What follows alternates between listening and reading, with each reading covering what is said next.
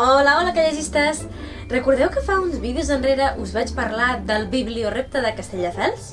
Per no fer massa flashbacks, simplement us diré que era com un velocirepte, però més curt i adaptat a la biblioteca de Castelldefels. El premi era una panera de llibres signats pels seus autors. I, callegistes, per coses del destí, he guanyat! Sí, ja ho sé, és molt fort, encara no m'ho puc creure. Quan em van trucar i m'ho van dir en plan no pot ser, no pot ser, no pot ser. Ostres, moltes gràcies. Per això, avui us porto un mega book haul. Comencem!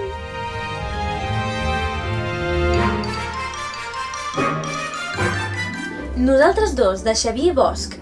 Sé que els seus llibres ho estan patant bastant per Sant Jordi, com per exemple Algú com tu, el seu anterior llibre, així que tinc moltes ganes de descobrir què s'amaga rere la fama de Xavier Bosch.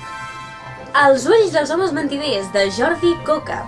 La col·lecció de Battle Monstre em va semblar molt curiosa i original, que està creada per l'editorial Coma Negra i està formada per diferents llibres que transcorren en èpoques molt diferents i que només estan connectades per un personatge que representa l'esperit del monstre de Mary Shelley. Temps de família, de Tanya Juste. Recordo que el vaig veure al Calleges.cat i em sembla una trama força interessant la de saber com homes i dones del segle XIX van refer les seves terres al Penedès per culpa de la plaga de la filoxera a les vinyes. La sinopsis de la novel·la de Sant Jordi d'en Màrius Serra em va semblar bastant hilarant, ja que es tracta d'una autoficció en la que en Màrius Serra ha escrit un llibre on de cop i volta un grup de poetes furiosos comencen a assassinar escriptors de renom. I justament el dia de Sant Jordi, la trama del llibre es fa realitat. Una sèrie de crims tan execrables com reals tenyeixen de sang les parades de llibres de Barcelona.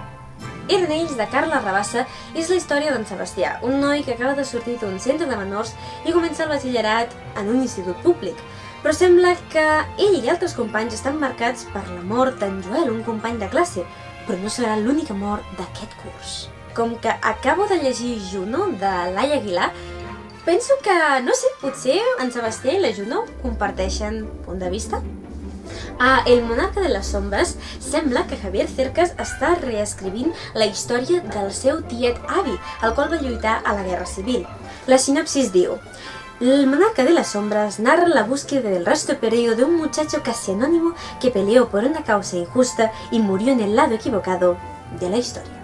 La sinopsis de Tierra de Campos de David Trueba diu: Con el objetivo de enterrar a su padre en el pueblo donde nació, Daniel emprende un viaje con un vehículo muy particular, un coche fúnebre, conducido por un chofer ecuatoriano pintoresco y charlatán de la mejor estirpe cómica. David Trueba vuelve a proyectar una mirada aguda y reflexiva sobre las paradojas y perplejidades que rodean nuestra existencia. I per últim, L'Imperi dels Lleons, de Sebastià Bennassar, una novel·la inspirada en alguns dels clans mafiosos francesos que han operat a casa nostra des dels anys 70 fins a l'actualitat. Em penso que amb aquest llibre, Sebastià Bennassar és oficialment l'autor del qual tinc més llibres signats. Moltíssimes gràcies un cop més a la Biblioteca Ramon Fernández Jurado de Castelldefels. Estic convençuda que els gaudiré d'allò més. Paraula de Misha.